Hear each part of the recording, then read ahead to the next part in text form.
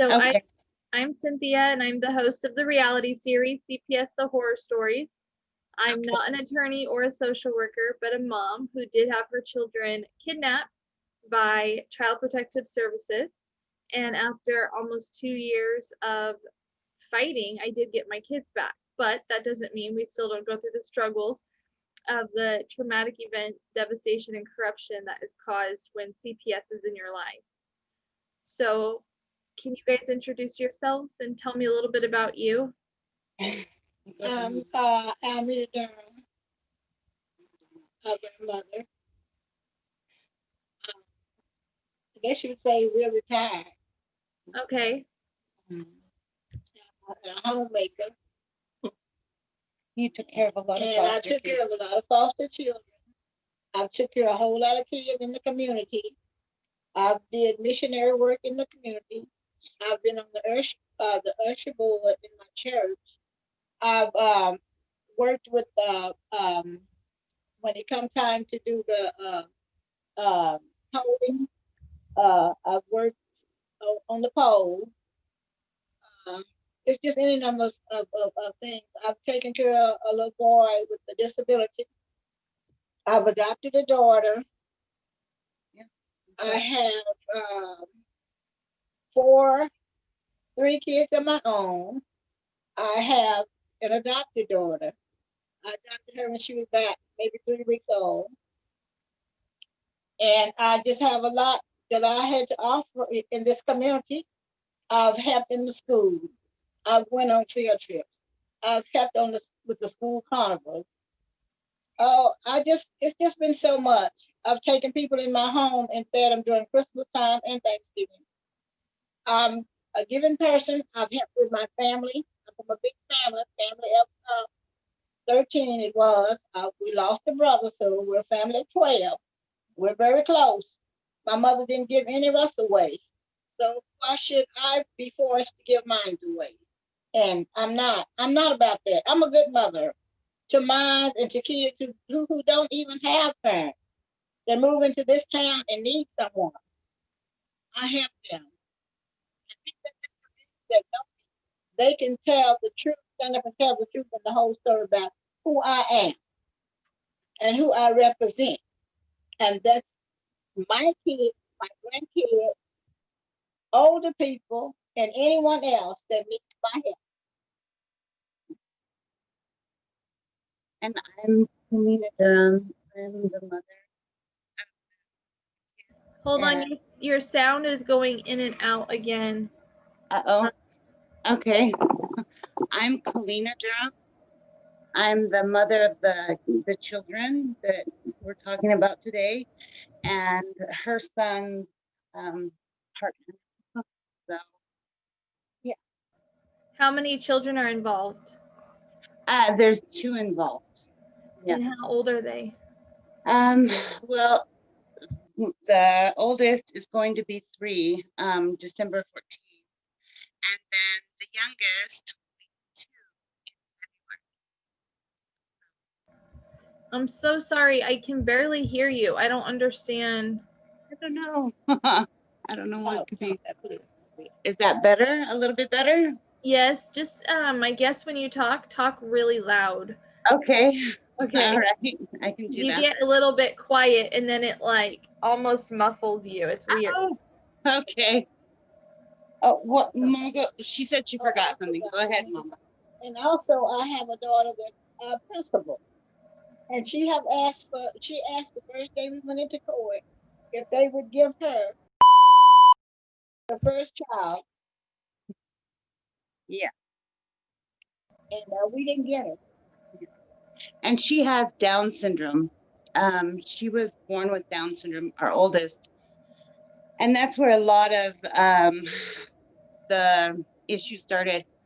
I had been in a car accident October 21st, leading up to the birth, and everything was going normal in the pregnancy. Everything on the scans, everything in the test, the baby looked good. She was healthy. I had ended up with a head injury in the car accident. I had been knocked out. And so they had taken me to the nearest trauma center where I spent almost a month in the hospital. And they were giving me a lot of neuro drugs. Apparently, some I wasn't supposed to have while I was pregnant, some of them that were quite, dangerous to the baby. But they said that the most important thing was to take care of me first and then the baby. Well, at 27 weeks, they decided I was feeling a lot of movement with the baby. So they did a real in-depth scan. And in that scan, they noticed that her head was bigger than her stomach. And that could have been a result of the neuro drugs that they had given me while I was in there. And it also could have been perhaps Down syndrome. This was the first time it was ever noticed. They sent me home. I was home for about 3 days. And my organs, because the amount of medication they had given me, my organs started to shut down. So I was rushed back to the hospital. And at 30 weeks, they took me in for an emergency section. And I was in intensive care for several days. And the baby went to the NICU unit. And so that's kind of where everything started. I wasn't doing too well. And so my husband, the first thing the hospital asked my husband was if there was any chance that he wanted to adopt the baby out because she had Down syndrome, and it would be an awful lot to handle with my health problems as well as a baby with Down syndrome. And he said, no, absolutely not. That's my child, and she's perfect the way she is. One leg, whatever it is, that's my baby, and I love her, and of course we want her. So my sister-in-law, my mother-in-law, my family came down, and while I was still in the ICU, they spent time with the baby as much as they could with the NICU, rules and regulations. Finally, I was able to go down there and have skin-to-skin contact with my baby, and I thought she was beautiful. I thought she was perfect. I was just happy that she was okay and doing well, and really for being premature and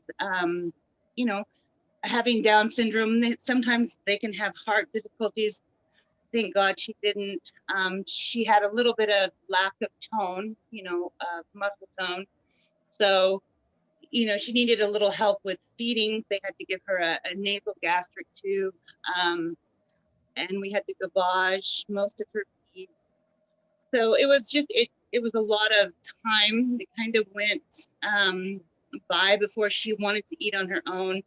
And it was just a very slow process. And in this process, because of my illness and my immune system had gone through an awful lot, I ended up coming down with pneumonia. And because of this, I wasn't able to, of course, go in the NICU unit because there was, other children that were medically fragile, as well as nurses that you don't want to get sick, and your own child. And so there was a period of about, I think it was about 2.5, almost 3 weeks, where my husband and I were both unable to go in because he had been around me, and they didn't want to take the risk. As a matter of fact, he had to wait 7 days after I was able to go in to make sure he didn't show any signs or have any of the illness. So upon our return, I was just happy to see Amira. But the one of the issues, we were so far away. We're about 45 minutes away, an hour or so from the hospital, and it was driving back and forth. And my husband works, 24/7. He owns his own business. Sometimes he would get off work and he would come down to the hospital, spend 2 or 3 hours, and then he would have to return to work, and he wouldn't get any sleep, and which was dangerous with all of the driving. So at one point, I politely asked the head nurse if I could possibly, because my baby was at a level at this point to where she could be moved to a level 2 hospital, NICU unit, and there was room available near us in our own hometown with the hospital, and my insurance did cover it. However, the nurse became very rude and I don't know, she just didn't like the whole idea. She said, absolutely not. If you try to move the baby, we'll call CPS on you. And I said, that's, insane. That's crazy. I don't think what are they going to do? Because we need to be able to spend more time with her. And she's at a different, the insurance will pay for it. What's the problem in it? And she said that all of a sudden she was concerned that we didn't know how to feed our daughter, and we weren't adapted because we had missed all this time. So the next day when I returned, CPS was there, and that's when it all kind of started. And I said, well, I'm going to get an attorney before I speak to you. Then they said that I was non-cooperative, and then they really didn't speak to us at all, and we were in the process of getting an attorney. They went basically to the judge, and we never did know if they got a warrant or what it was. Our daughter had never come home from the NICU unit. We never got to bring her home. As far as abandoning her, how could that be when she's in the only place that is safe for her, that they weren't trying to release her anytime soon. We were following protocol. All we asked was to move her closer to home, so we could, the whole family could spend more time, taking turns and bonding. And so it blew up into this huge mess. They basically said that we abandoned her, and it went from that we only came in 9 times. The lies just kind of went crazy, and we never ever really did. We were denied a jury trial. We did all of everything that CPS asked us to do, all the courses, all the classes, psychological evaluations, everything. We did everything. And it came down to them giving her back. Oh, and the one thing I forgot to mention was the nurse. There was a nurse who had always wanted to adopt in there. That's who they sent my daughter home with. They pushed us out of basically the nesting room. They said, oh, well, we have another couple that'll be in there tonight, so you guys can't finish your training. And it was the nurse and her husband that wanted that wanted my daughter. But yeah, baby. But yeah, to this day, that's who had her. And that's who yesterday we were threatened with, if they didn't go along with being supportive of CPS and non-supportive of us, that's where they're going to take my other daughter and put her with her sibling in foster care, far from where we can. The attorney that came yesterday, she said that if I didn't say my son and his friend, living fiance, was bad, if I didn't say they were bad people, then that could cause Nora to be put. He forgive me, I'm sorry, because I'm protecting them. I'm protecting them and not protecting the baby. Yeah. Maybe she can. Right. Yeah. Right. Yeah, that's what they were saying, is that say that they're bad people, and my son is not a bad person. She's not a bad person, and you're not gonna ever say he's a bad person. And you're not gonna coach me into saying that he's a bad person because you want his children. But I'm not gonna do that.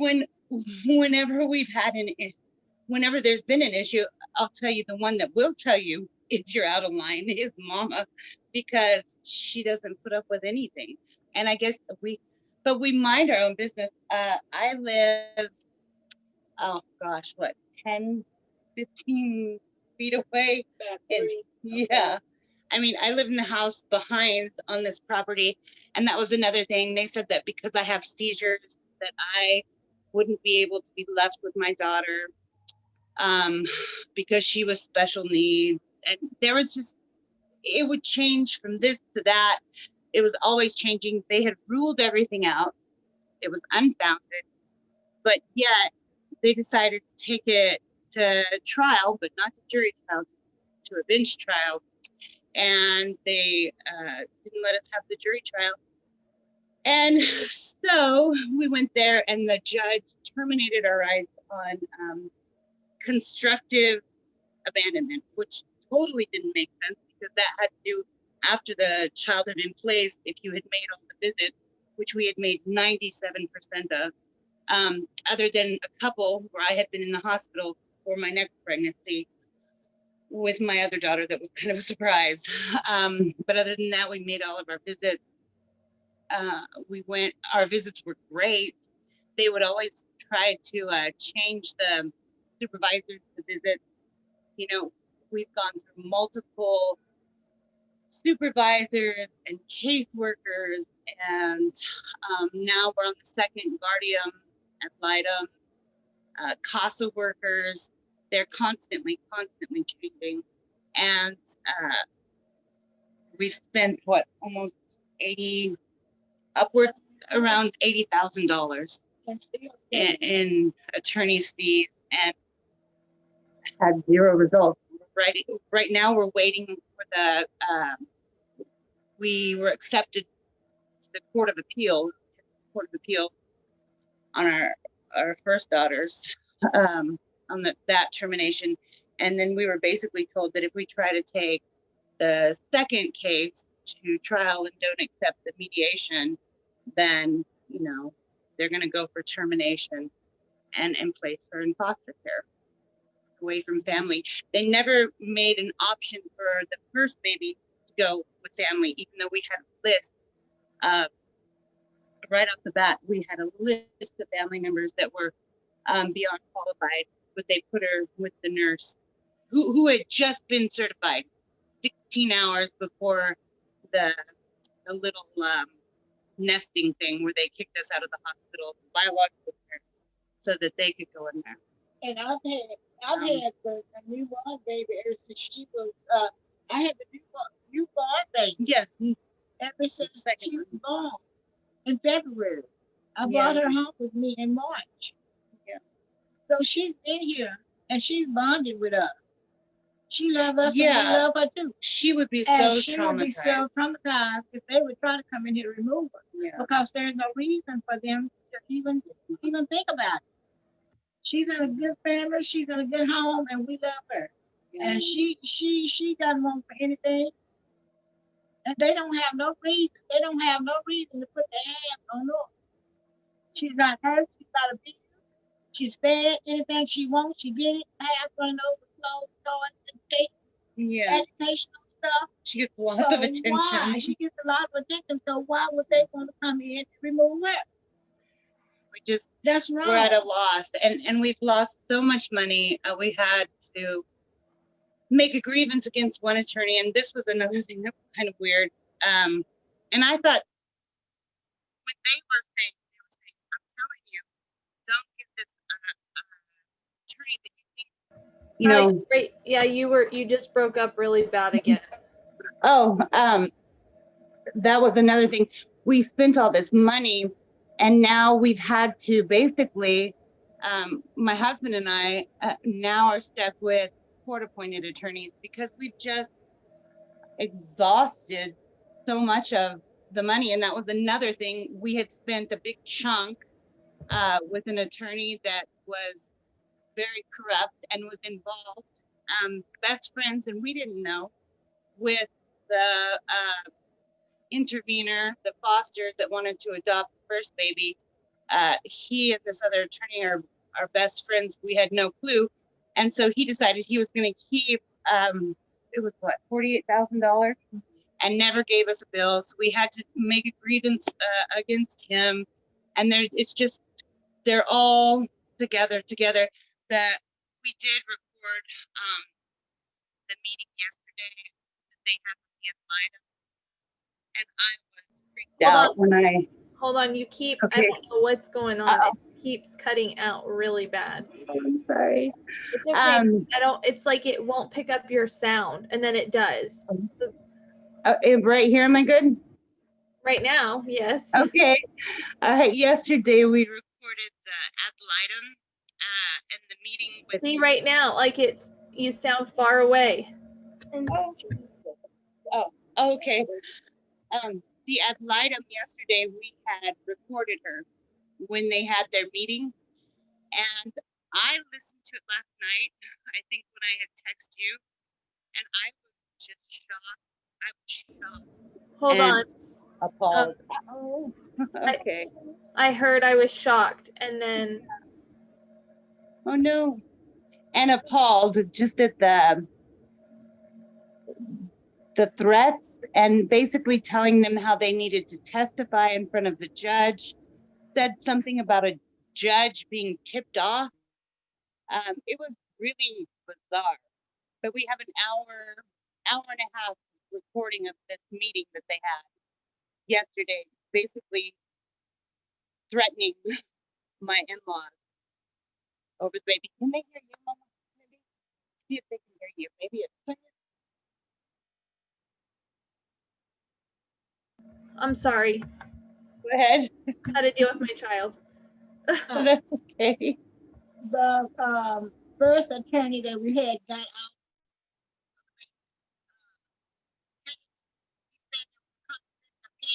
I can't hear you at all. The first attorney got, I have a soft voice.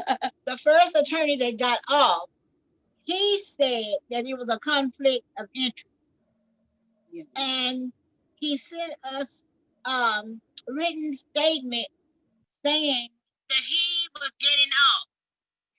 But it wasn't professional. Hold on, because it keeps cutting in and out really bad where there's no sound. No, it's probably this, whatever this is doing. All right, and he sent it by.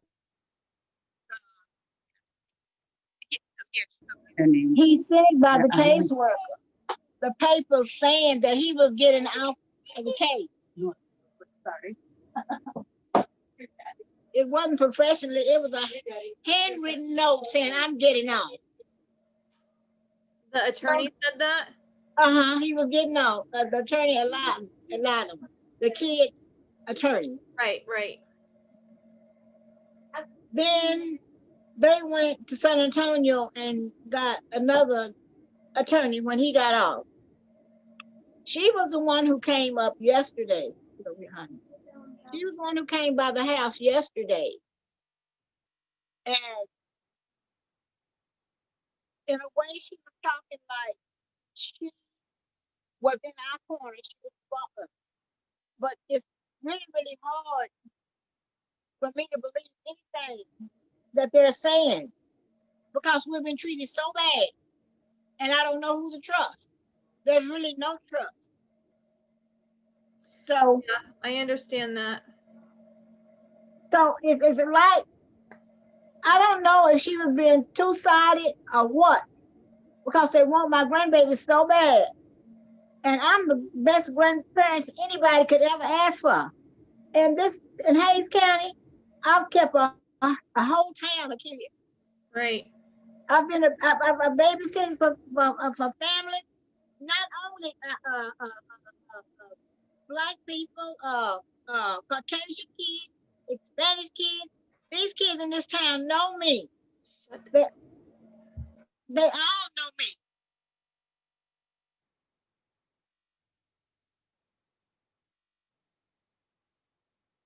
My children, my daughters have been in everything when they was coming up from school. They graduated from school. They was cheerleaders. They were soccer players. They were basketball players. Anything involved in the school, my kids could be involved in it with no problem. Right. They were smart. We sent them to school to get an education, and that's what they got.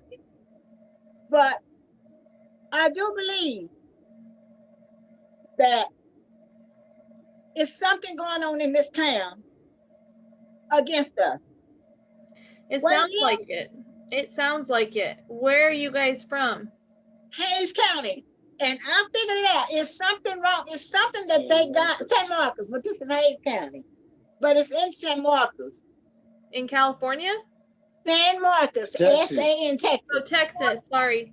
We have a San Marcos here in California. So, Yeah, I'm sorry. It's more than these babies. And that's the reason why they're doing, I do believe the reason why they're doing what they're doing, they got a hidden agenda. They got something against us, and we don't have anything on our records. Not any of us. We're not bad people. My husband's been on the usher board too. We worked in our churches. We've given to our community.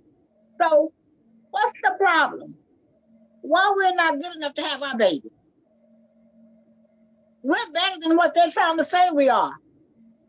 And these people in the community know that we are. And they have told them when they first started messing with us, these people, what are you trying to do? They would go around to different homes that, people that I knew. And they said, one, she was the director of the nursing, of the daycare here. And when they went to her, she asked them, what are y'all trying to do? These people are the best people that you could ever know of. They help people. They don't hurt people. They're giving, they're loving, they're kind people. If they need anything, and if Miss James know about it, she's gonna help. And I've been like that all my life. wow. And it's not right. No. If you have been a foster mother, I've been a foster mother, I've raised kids, I adopted a daughter. Something they got against us, and I'll never stop saying it. And I don't know what it is, but it needs to come out because we doesn't bother anybody. And we didn't even see this coming. Because what they did not do when they got my grandbaby, they did not do it in the right manner. All they had to do was make one phone call to me and my husband. We would have went and got a mirror. I'm sorry. I'm sorry. This just stays up in my brain. I know. I understand. It stays up in my brain. I know what but I just I've had a hard time trying to get over this because I'm in disbelief. There's no truth. There's no truth to nothing. For some reason, they want my grandbaby, and I don't know why. So I have to fight for what's right. I have to fight for who can't fight for themselves, and that is my grandchildren, because they're innocent, and that is wrong. You're gonna take a man and a woman's kids that they made to give to a younger couple that can't have kids? How can you do that? They just do. That's wrong. Disgusting. It's wrong and disgusting. That is corrupt. Yes. And my grandbaby is a money making thing, the first one. Right. And I'm not ashamed to say it because I know what I'm talking about. You're right. They went from an old car to two new cars, from two new cars to a brand new house. Wow. The foster parent. Right. How can that be explained? They can't explain that. Well, because they're fostering a medically fragile baby. That's what it is. And they get a check for every time she has a medical condition, you get a check. You get a check. And I'm not too stupid to know what they're doing. And it's wrong. Yes, you're right. And you don't do people like that. I have a good heart and I love people. And I can't understand why people could be so evil and cruel because I'm not that person. How long has this case been open? It will soon be 3 years. In in Baby was December. born in December. In December. December 14th. December 14th. When the baby- Wow. And we've been fighting them this long. No findings. What are you holding? It's Nothing. something else. They're not holding anything. There's nothing against you, it sounds like. Either any of you. No. We Sounds don't do like bad they just things. wanted this baby. They want her. Let me tell you this. I don't smoke. I don't drink. I don't have no habits. I gave my life to Jesus a long time ago, and I won't turn around. Any of these Spanish kids that know me, any black child that know me, any Caucasian kid that know me, know who I am. And like I told them one day when we were on Zoom, let me tell you who I am and tell you about myself. Right. Because you don't hear much about me. You don't know much about me. But when you come at me and my grandbabies and my kids, I'm going to strike back. Then you're going to know who I am. And that's just the way I am. And I stay to myself. I'm not, nothing wrong with my mind. Because people say, oh, she stayed to herself all the time. I like that. I can read my Bible. I can do my creative craft things, make herbals, made moms for the teachers, made moms for my kids, friendship moms, made moms for the kids in homecoming that couldn't afford. Well, I am one of the best parents. I know everybody thinks their parents are good and there's nothing wrong with it. But I've never did no wrong. Yeah. Never. To nobody. So why do you want my grandbabies? You want them and you want them bad. And you want them bad enough to trick me up to make me think you're on my side. Oh yes, they're You're not on my side. And No. I know it. And I'm not going to ever say my son is a bad person. And his common law wife, I'm not going to say that. Tell me, if you can tell me what he did so bad or what she did so bad, then maybe I can see it. But there is nothing that they did wrong. No, and it sounds like, because I'm not an attorney, but I do know rights in California. And in California, your case would be completely illegal. We can't hear her. We can hear her. Uh-oh. It might be up there. Hold on. I don't even see part of her face. Uh-oh. Wait. This way. I'm sorry. It's okay. Can you hear me now? Yeah. Okay. I was sometimes- saying how oh man, I forgot what I said. You said that I don't remember what I said. I said I don't understand. Oh, I said I'm not an attorney. But I know in the state of California, I know our rights here, and I know if your case was here, it'd be completely illegal. But they do illegal cases here too. It all is corrupt. It's all illegal. It's just they can't take the kids without a warrant. And if they do, they have to prove that the baby or child is in imminent danger, and it does not sound like that's the case. Not at all. Not at all. Have you guys ever even been served or told what allegations are against you?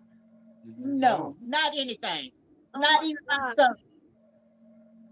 But they trying to put fear in us because the attorney said yesterday, I know you love Nora, and I know she loves you, and I know, if they would come and get Nora, I know that would hurt you deeply, and it would. It would, because I have a bond with that baby. It's like I had her.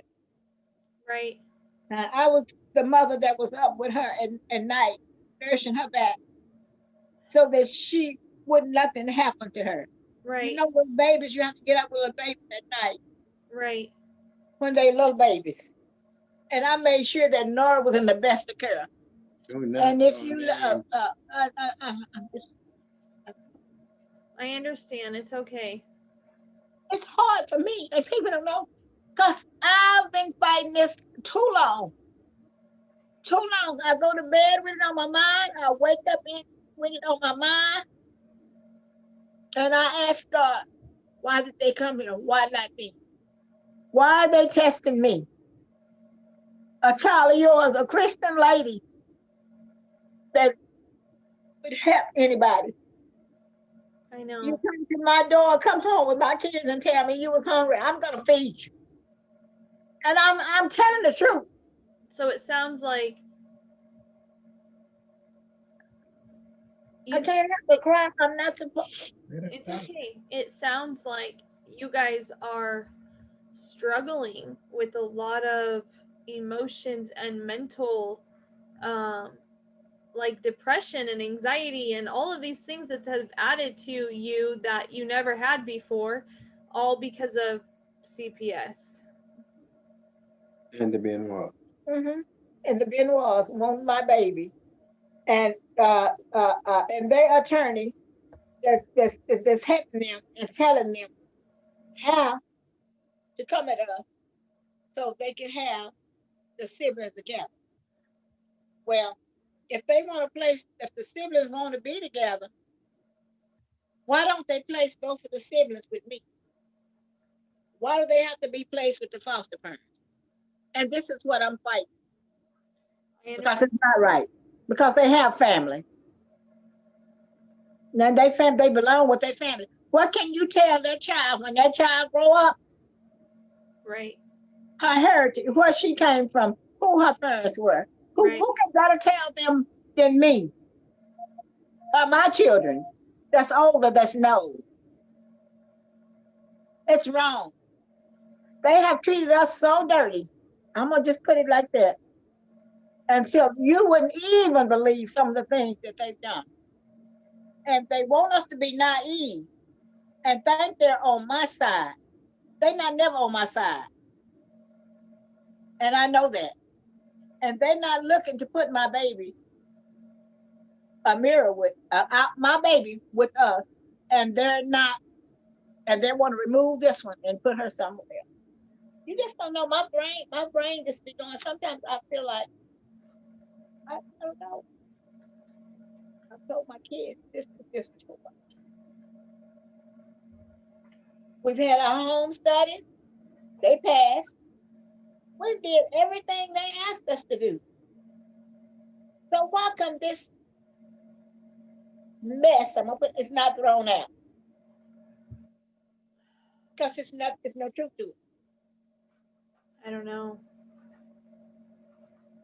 And we're just asking for any kind of help we can get from anybody. But I feel like it needs to be known about because this is abuse. It's abuse.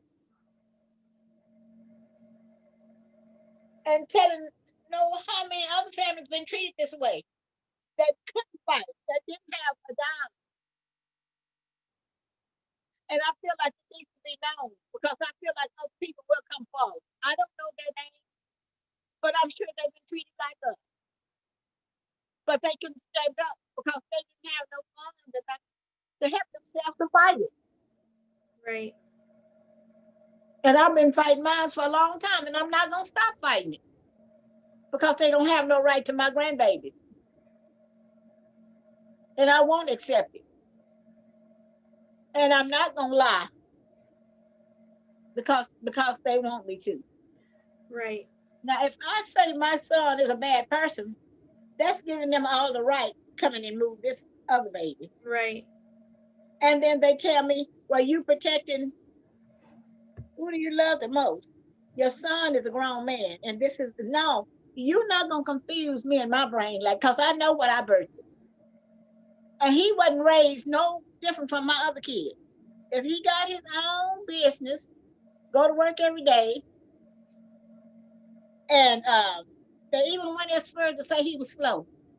Now, how you going to be slow? You can't read and write.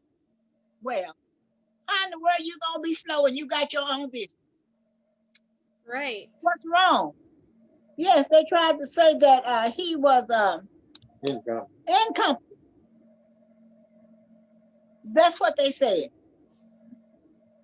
Now, he graduated from school just like my other daughters treated no different. All of them was treated the same. They had to go get his school diploma in order to show that he graduated from school. We had to go get a whole lot of papers saying that he was not incompetent and all kinds of things. They asked for so much. He's a mechanic, he's a welder, I don't know. And I know this is what you call conspiracy. It's conspiracy and it's evil. Absolutely. Absolutely. And they're trying to make us back down to their level. People like that, I think they're low level. They think they're high level. But when you do that stuff like that, you go low because you're wrong. And God is not pleased with that kind of stuff. Right. And some people don't know him, but I know him. Right. Well, I definitely have a relationship with God too. And that was all who proved my case right, provided all the evidence I needed to get my kids back. That's what I'm standing on now. That's all I have. If I take my grandbabies, I don't know what me. I know. I cry a lot, and my daughter said, "Mom, you need to be." But how can you be strong when you hurt? I know. And you need to. You need to stay strong. When you've been wrong, and we have. I know. I don't know if you know my story, but it was my own parents who kidnapped my kids with CPS. Tried to adopt them out from underneath me. My own parents had my kids for 2 years. I don't know how you, but like you said, God, there's someone bigger than them. Yes, God. Jesus. Yes, he knows. When is your guys' next court hearing? We have something tomorrow. Mediation. That's We okay. have- Daddy can take them. And then he'll talk. Okay. We have mediation, and then let's see here. Oh gosh, you made me cry. I know. I've been eating Cheetos and crying on the side. So December 3rd, we have Court of Appeals for our first daughter and for our oldest daughter. Tomorrow is mediation, but we're just, at this point, we're kind of just, we don't know what to do. I'm petrified. I don't know. I'm scared. You know, like these attorneys are making threats to my husband and I if we don't go along with what they say in mediation. You know, they're going to take the baby and we won't see her again, and they'll push for termination. I don't know what to do. We're at a loss. We don't know. Do you know about our radio show on Saturdays? Yeah, we listen to it all the time. Okay, we even go back at night. Yeah. I want you to call. Okay. This Saturday at 2:00. Okay. And ask my attorney and see what he says. Okay. Yeah. Yeah, because we're scared. Like, of course. I don't know what I'm going to do. I mean, it's hard enough. Like, I have terrible PTSD. The counselor that CPS provided us ended up disgusted with CPS, stopped working for them because of this case, and more in Hayes County that were similar to this, that were just corrupt. And she said she's gone in front of the judge. She went in front of she said, you know, they should have their children. This is crazy. They should have had them back a long time ago. She was the one who gave us the paperwork, and she said, I don't tell anyone where you got this, but look, everything's been ruled out. They've been holding this from you for a long time. She goes, I'm going to give you the paperwork, but that's what's going on. And so we were just shocked, and it had been like ruled out for the longest time, and no one said anything. So we're just really at a loss. And I know that she cries at night. Sometimes we call each other at 2 a.m. when we're both, kind of breaking down. I know I have night terror. I know I'm afraid. It's hard for me every time I leave here to say goodbye to my daughter, good night to my daughter. I panic, and just having to visit the whole leaving and, never getting to bring a baby home from the hospital. I almost died both pregnancies and at birth. I mean, I was a real high risk, and CPS knew that also, and they pushed me into they went against the doctor's notes. The doctor had sent them several notes saying that I needed to be on bed rest because I was such a high risk pregnancy with Nora. No, I said it with the second baby, but she they didn't care. They kept on pushing and pushing, and finally I went into labor at 32 weeks with her, and then they tried to use that against us in court, saying that that was part of the reason that they felt that they needed to intervene, because both of my children were preterm. Yeah. And my babies weren't born on drugs. They had my doctors on the stand. They all said, she's a good mom. We have no, there was no question of anything weird. I mean, she came to her appointments like she was supposed to. I mean, it was just it's really hard, and it takes a toll on your relationship with your husband. And sometimes there's like, I don't know, a lot of tension there, and it's sad. And I, there's no reason. I don't think you should ever take a newborn baby away from their mother. I just think that's wrong. I agree. That's just how I feel. But someone that baby had a bond with her mother when she came into the world. Babies come with instinct that even with this baby I have. She know her mother when her mother comes over here. She know her father, and she loves him. And I think it's wrong. You can't find nothing. I think it's wrong to take a child away from their parents. Even though I'm the grandmother and I want to help, and I could continue to help. That's the type of grandmother I am. Why do you want to take their baby? I know why, but I'm just saying it's wrong in general. You just don't do things like that. You guys have there's some support here on the video, so make sure you check.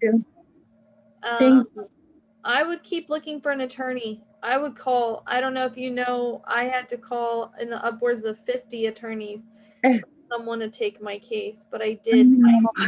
So call and take this video of us with your story and send it to them. Send it to emails. Okay. And see, if you can get an attorney. And I've had people who've had stories that they could not find an attorney, and attorneys watch these videos and they pick up cases. So especially when yours sounds illegal and corrupt like yours is, then they want to help. So we pray, we hope, and we'll do our best, and we'll take all your recommendations. Oh, to say goodbye. Yeah, I'm gonna say goodbye. And I'll let Daddy come in. Well, we can. Is there more that you guys want to say, or? Okay. Do you think Daddy wants to say anything else? I think so. Okay. And I'll say goodbye for now, but we'll call on Saturday. Okay, sounds good. And thank you. Of course. Thank you everyone who listened and watched. Thank you. I appreciate it so much. You don't know how much. I'll sleep better tonight than what I've been sleeping. Just someone talking to you sometimes need more help I than know. anybody.